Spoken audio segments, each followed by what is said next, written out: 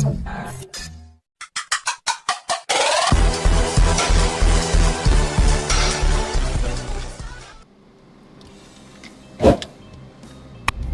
mga boss, ito naman tayo sa Villarica, kumpra ng bigas.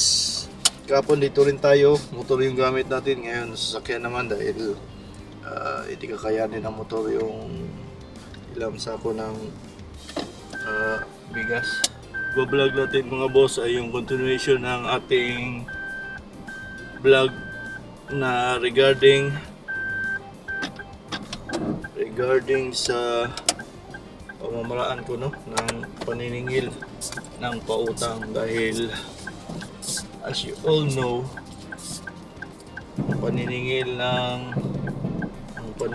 ang pinaka mahirap na parte sa negosyong pagpapautang, dahil alam naman natin na marami talagang hirap ngayon, no? Lalo na sa panahon ngayon na makapagbayad ng tama o makapagbayad ng sa due date talaga, no? So yung unang sinabi ko ay kailangan alam ng ating kliyente ang petsa ng kanyang due. Pangalawa ay kailangan, nakalimutan ko na, no? Nakalimutan ko na yung pangalawang sinabi ko. At yung pangatlo na medyo maraming nagtatanong ay yung pag hindi na nabayaran ay hindi ko na sinisingil, which is true, no? Dahil ayoko na marami pang istorya. Kung magbayad, di magbayad. Kung ayaw talaga, di wala natin pilitin. Dahil alam naman natin, no, na maraming pagkakataon na dahil sa paniningil ng utang ay ang ibang sinisingil ay nagdidilim ang mga mata, nagdidilim ang paningin. So yun ang ating iniiwasan, no? At ayaw rin natin magkaroon tayo ng kaaway. Bilang isang small time businessman, mas prefer ko na mas marami tayong kaibigan kaysa mayroon tayong kaaway. Dahil pag mayroon tayong kagalit, hindi tayo makakilos.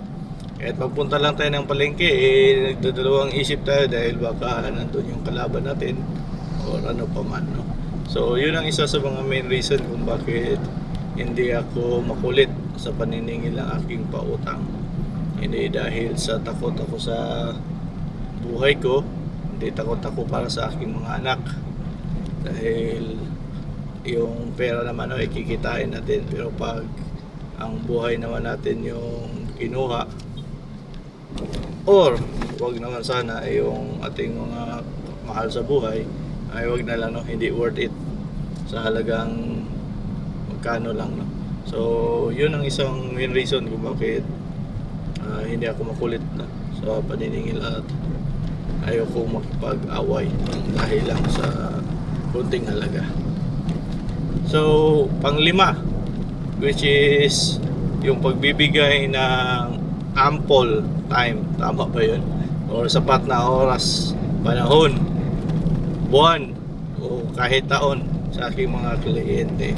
Meron akong mga kliyente na inabutan na ng taon bago na paid yung halaga na inutang nila sa akin, na wala ng interest, no? Kumbaga principal na lang talaga. At yun ay isang bagay na dapat nating gawin kung alam natin na yung ating kliyente ay wala nang kakayanan magbayad, pero gusto pa rin magbayad, no? Yun naman nakakatuwa, no? Dahil merong mga nangutang sa atin, no, na kahit na nahirapan sa pagbabayad ay willing naman talagang bayaran kahit abutin ng ilang buwan. So maganda yung ugali na gano'n, no? Kumpara doon sa iba na porke tinabutan na ng taon ay talagang ayaw ng bayaran.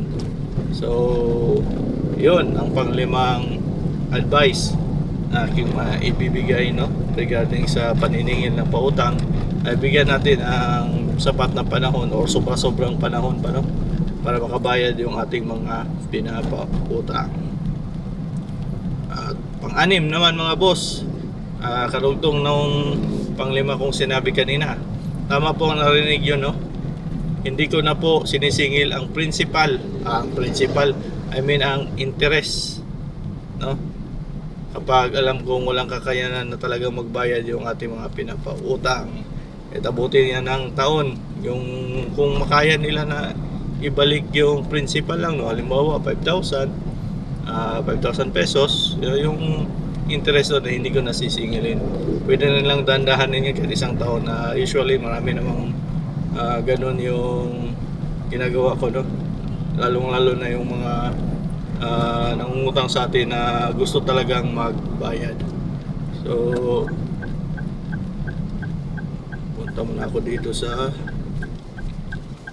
Libungan kasi ako'y magpapagasolina. Side trip pala tayo mga boss.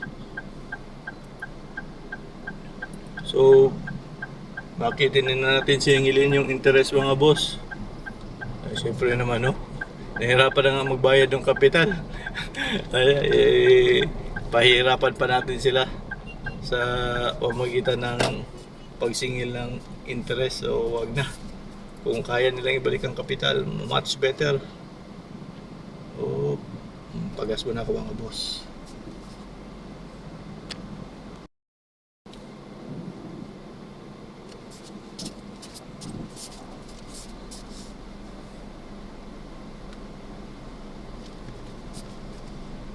So recap tayo mga boss. Number 5,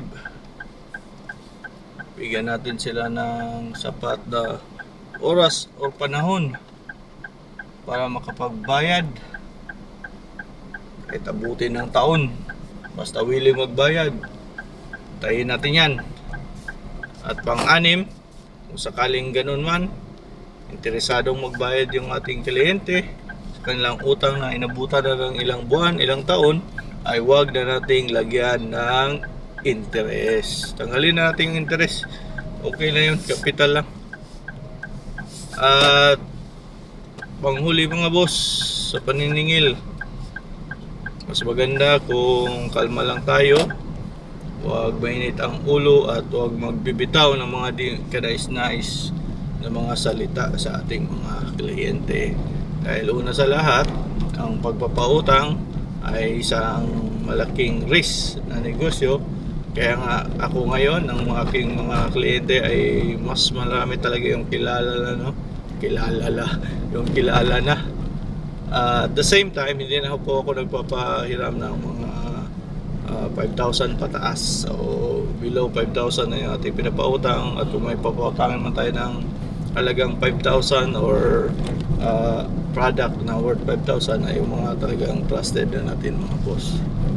Ay kaya na ang advice ko, no, mas maganda na gawing side hustle itong negosyong pagpapautang ng bigas, lalong lalo na kung meron kang regular na trabaho at wala kang panahon para magtambay sa iyong pwesto o magkaroon ng sariling pwesto. Dahil kahit na makarecover ako mga boss, no, sa aking mga loans, sabihin na natin makabalik na yung regular kong sahod, hindi pa rin ako titigil, no, sa ating sideline dahil nakitaan ko talaga ito ng potential. Ilang taon na ako nagnegosyo ng pagpapautang ng bigas ng mga boss at kung ano-ano pa, no, pero hindi ko pa rin siya talaga na master. Kaya itong mga videos na ginagawa natin ay hindi po ito motivational, no, or tawag ito, hindi rin ako nagpupurso na gawin nyo itong sideline dahil ang pagpapautang ay isang mahirap na negosyo, lalong lalo na kung hindi ka marunong maningil at hindi ka marunong tumanggap ng lugi, dahil masasaktan at masasaktan ka, lalong lalo na kung ginamitan ka ng mga riders. Kaway-kaway pa sila, may Superman pa, Superman ka diya pag disgrasya gani ka. Superman pud ka sa balita.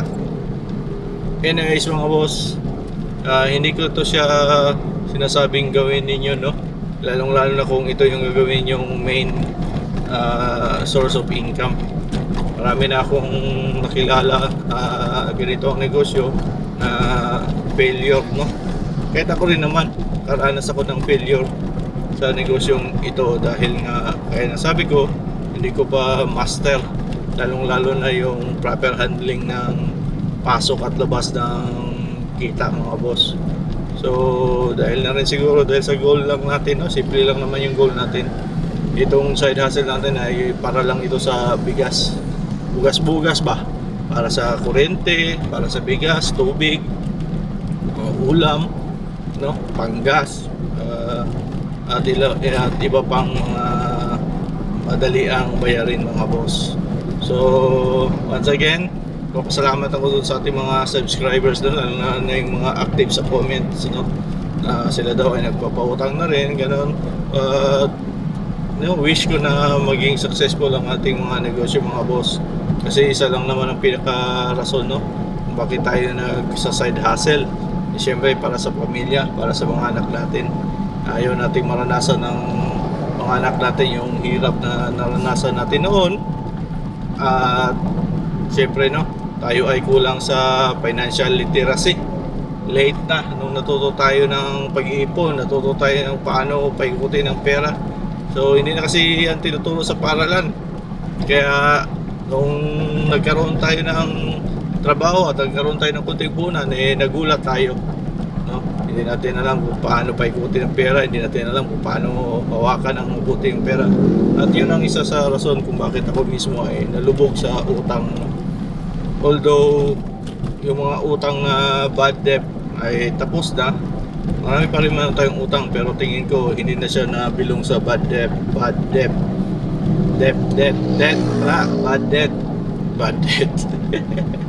So nasa good debt na siya, meaning yung mga utang natin ay meron naman tayong nakita, either liability o asset man yan, sa tao naman yan, kung ano yung paniniwala niya. So hanggang dito muna yung vlog natin mga boss, sabay pauwi na, no, ng bahay.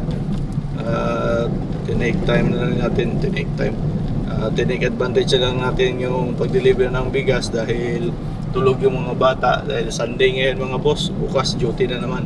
At least meron tayong stock na bigas sa bahay, anytime na may mag-order ay may makunan tayo or mayroon tayong ma-deliver kaagad. Kasi kumpara sa presyo sa palengke ay mas malaki yung presyo, mas mahal yung presyo sa palengke kumpara sa bodega. Yung bodega price talaga ang pinaka the best, no? Tsaka actually ang bilis lang ng presyo mga boss, kasi kahapon medyo mura ang bigas kahapon.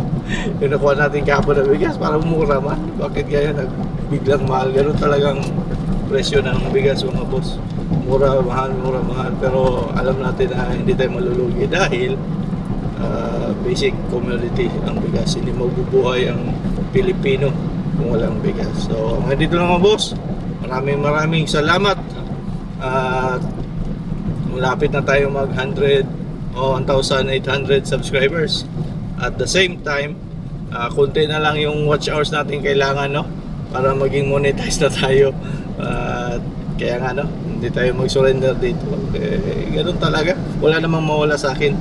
Kahit na hindi tayo magaling sa pagbablog, pero malapit na tayo sa katotohanan mga boss. Kunting tiis na lang. Yun, yung goal natin na ma-monetize ay malapit na. Okay, hanggang dito lang mga boss.